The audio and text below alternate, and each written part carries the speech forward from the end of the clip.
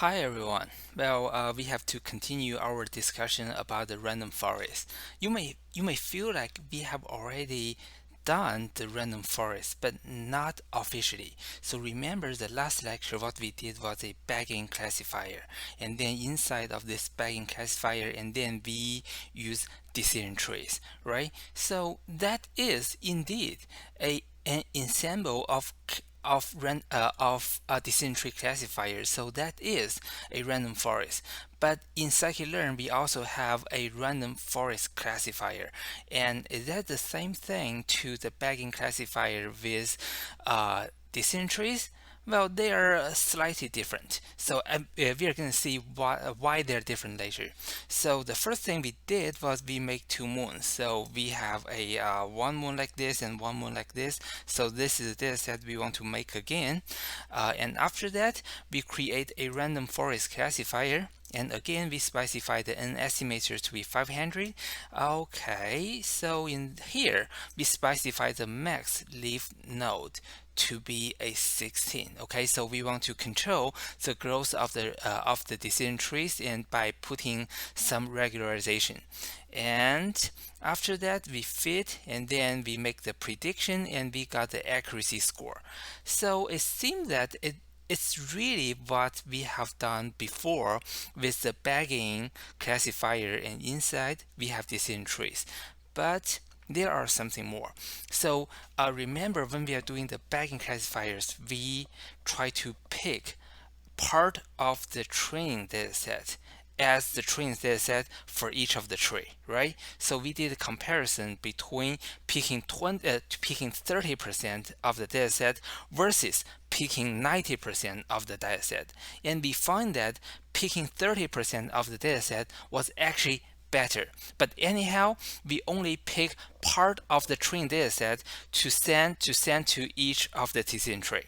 So if you're considering the training dataset as a data frame, so we have each row is a record and each column is a feature, and then if we are doing bagging classifiers, we are keeping part of the rows and then feed that to one classifier, right? However, in the random forest, we do additional things. We also pick part of the features to use in each of the decision tree.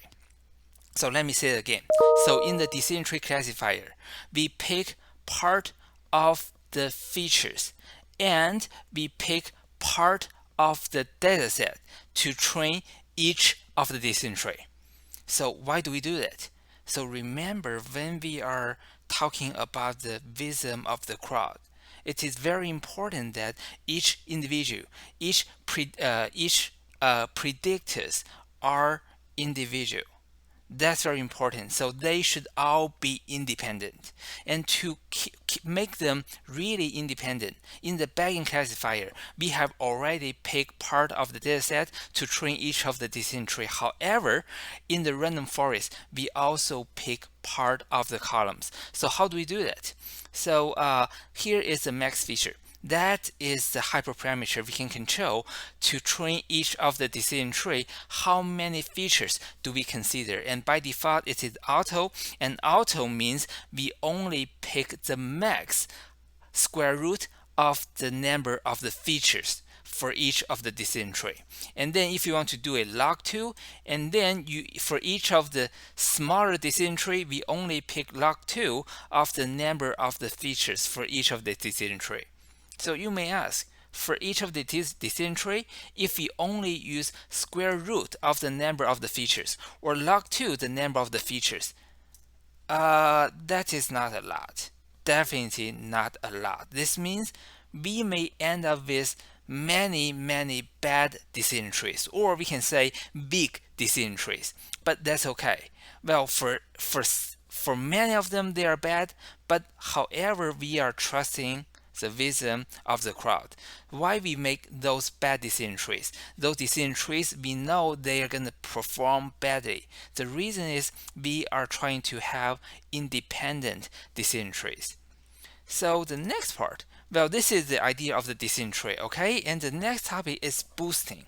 So for the boosting, usually we are using the word ADA boosting or ADA boosting. Well, whenever I see ADA boosting or ADA boosting, well, this reminds me of that Ada is also a girl's name, and you guys know that better than I do, right? And well, if you're a gamer and you may know a female character called Ada Wong, and if you don't know who is she, no problem.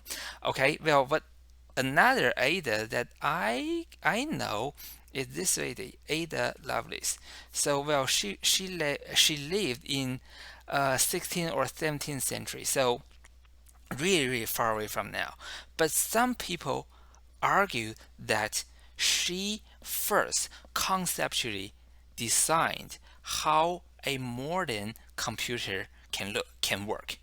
Okay, so in her articles and papers, she proposed that there should be a mechanism of the of a machine which can handle logic operators and control of flow. So she was the first person people know has proposed this kind of conceptual machines. Well, she didn't build the first computer, but she first proposed the idea of what a computer should be able to do. Okay, so well, she is in the world of mathematics and computer science. Well, well, that is a big name. Let me put it this way: that is a big name in the world of mathematics and computer science. Well, and so I always encourage my students. Well, it doesn't matter if you're a male or female. You can do computer science and you can do math. Well, that's it. There's no data science or computer science. Well, it's not a major for guys or girls only. Well, everyone can do that. Okay, so AdaBoost. So what is AdaBoost? Well, AdaBoost is not really invented by Ada Lovelace. Well, I just introduced her because, well, this is the person I want to let you know about. Well, and for the AdaBoost, the idea is we train many predictors in a sequence. Okay, so if you compare that with the thinking of the random forest, we train all the decision trees in parallel when we are doing random forest. However, if we are doing the ADA boost, we train one model first, and using that model and we test. So this is the first model we built, and then we try to see this model and then we evaluate the performance of the first model. So the first model looks fine, but it misses this sample, right? So this is the sample we miss. And then we want to train the second classifier. And for the second classifier, we try a little bit harder to pick up the sample we didn't get. So we try extra hard on this sample. So next we want to do a evaluation, and then we find, okay, we did pick up this sample, however we misclassify a few more. So we are training a sequence of the predictors, and for each of the predictor it tries to pick up the misclassified sample in its predecessor. Okay, so we train one and then we evaluate that and we try extra harder to pick up the misclassified samples in the next classifier. So after we finish training that sequence of the classifiers, so eventually, remember this, eventually all the classifiers will be used in making the decisions. Okay, that part is kind of similar to decision tree. So decision tree, we train all the trees in parallel. However, in the AdaBoost, we train one and then we evaluate the result and then we train the next one. So all the predictors are trained in sequences. And another difference between AdaBoost and the random forest is that for the AdaBoost, not all the models are going to be treated equally when they vote finally.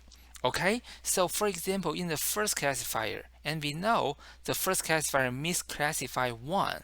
However, the first classifier only missed one. However, if you see the second classifier missed 4 or 3, right? So you know that the first classifier is slightly better than the second one. So if you have a new sample, and then you are going to send this new sample to all the predictors inside this DABoost.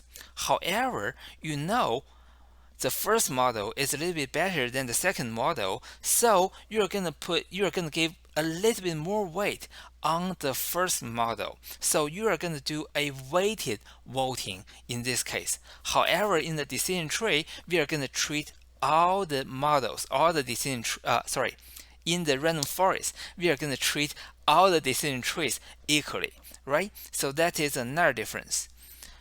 Okay, so for the DABoost, there is a very important part: control how hard we want to correct the model to pick up a few more misclassified samples. And that hyperparameter is called learning rate, and that is probably the most important one.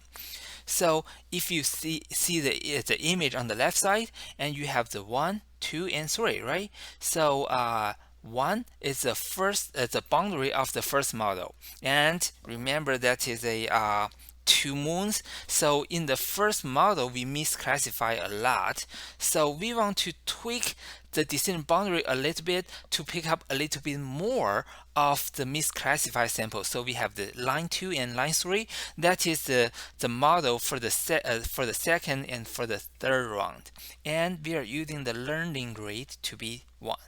And if we use the learning rate to be 0.5, and you can see, well, it is still improving. It's still picking up more misclassified samples. However, the pace of improving, or the pace of picking up more samples, will be slower, right? So this is the difference between using a high learning rate versus a low learning rate.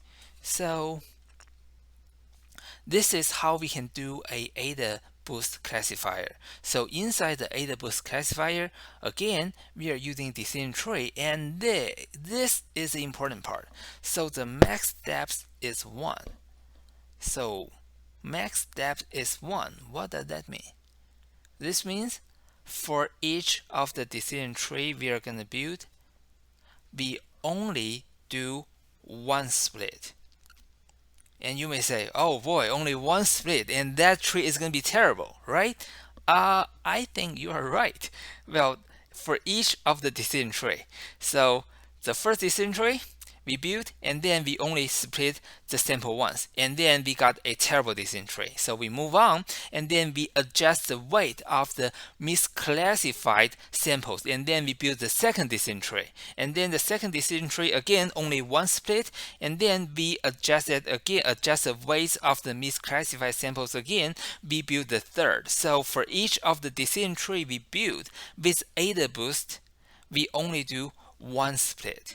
So for those trees, we call them stumps. So that is a very short tree. Okay, and then for the n estimators, we do a 50. This means we are going to build a total of 50 estimators in total, and then this is the learning rate. So well, after we finish building 50 estimators, and this is the boundary of the decision of the DABoost classifiers. Okay, so I think this is what I want to cover, and here are a few questions I want to discuss with you. So number 1, DABoost and the random forest are both group of weak decision trees, and what are the difference between DABoost with decision trees and random forest? Okay, that's the first question. And the second one is, well, in our textbook it says there's a trade-off between learning rate and n estimator. So learning rate is here, and then n estimator is here. So those are 2 parameters we definitely want to specify. So how do you explain the trade-off between the learning rate and the n estimators? And the last question is, which one is more sensitive to noise data, DABoost or random forest? Okay, so think about those 3 questions, and I will see you guys in the next video.